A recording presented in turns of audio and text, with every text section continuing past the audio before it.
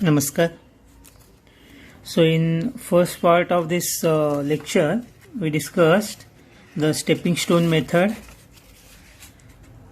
So we discussed step 1, step 2 and step 3 of this particular problem, and if any cell evaluation is negative, the cost can be reduced so that the solution under consideration can be improved. That is, it is not optimal. So on other hand, if all cell evaluations are positive or 0, the solution in question will be optimal. So in last lecture, the particular solution we found that the evaluation of cells 1, 3 and 2, 3 are negative. Initial basic feasible solution in that table is not optimal. So now in transportation problem involving m rows and n columns, the total number of empty cells will be m into n minus m plus n minus 1 equal to m minus 1 into n minus 1. So therefore there are m minus 1 and n minus 1 such cell evaluations which must be calculated, and for large problems the method can be quite inefficient. So this method is named stepping stone since only occupied cells or stepping stones are used in the evaluation of vacant cells. Now we will discuss next method, which is called modified distribution method. So in stepping stone method, a closed path is traced for each unoccupied cell. Cell evaluations are found and the cell with the most negative evaluation becomes the basic cell. The modified distribution method, cell evaluation of all the unoccupied cells are calculated simultaneously and only one closed path for the most negative cell is traced. Thus, it provides considerable time saving over the stepping stone method. So this method consists of some steps.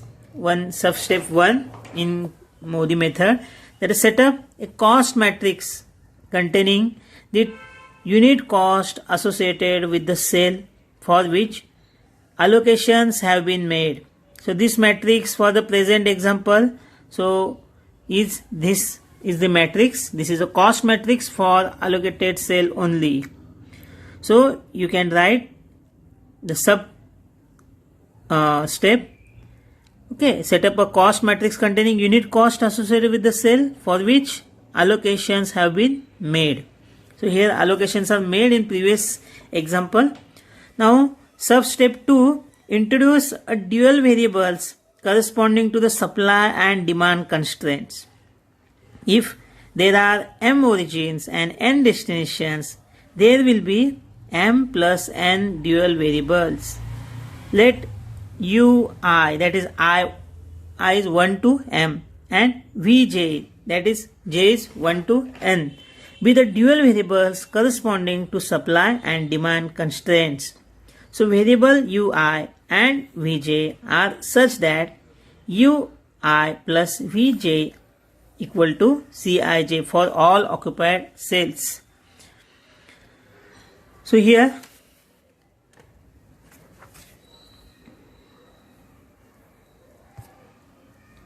this is the next step we'll follow.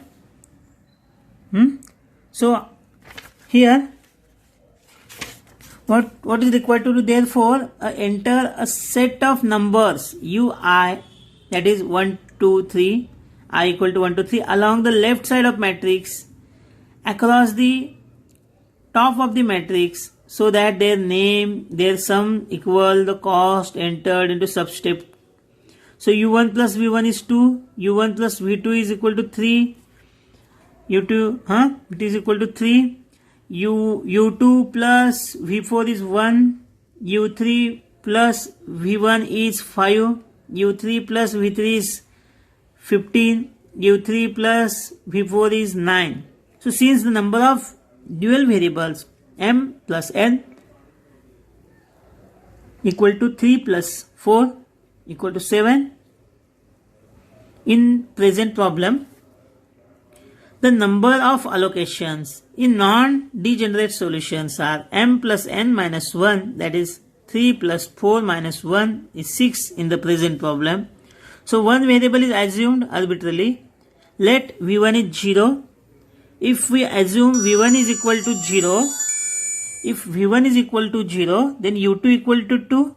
If u2 equal to 2, v4 is minus 1.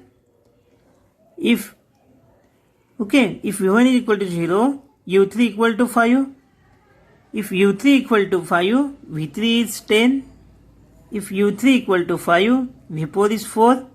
In this way, you can determine a number of values. The values of these dual variables satisfy the complementary slackness. Therefore, the states that if the primal constraints are equation, dual variables are unrestricted in sign. So the matrix may be written as this. 2, 3, 1, 5 and 15 and 19. So now for an vacant cell, now we consider vacant cell. For vacant cell,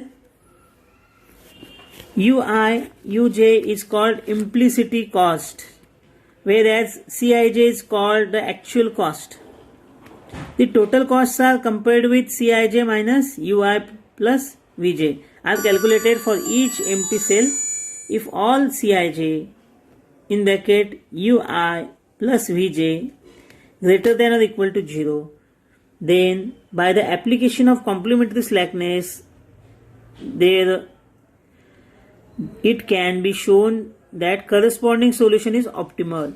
So if any Cij or Ui plus Vj is less than 0, the solution is not optimal. If Cij minus Ui Vj is called evaluation of cell or opportunity cost of cell Ij. Thus we have the following step. Substep 3 we can find out here. So this is a substep 3. So fill the vacant cell with the sum of Ui and Vj. So it is given Vi and Vj. So fill the vacant cells. Now subtract the cell values of matrix sub3 from original cost matrix. From original cross matrix you do the subtraction. So original is 11 minus 12. Original is 7 minus 6. Original is 1 minus 3.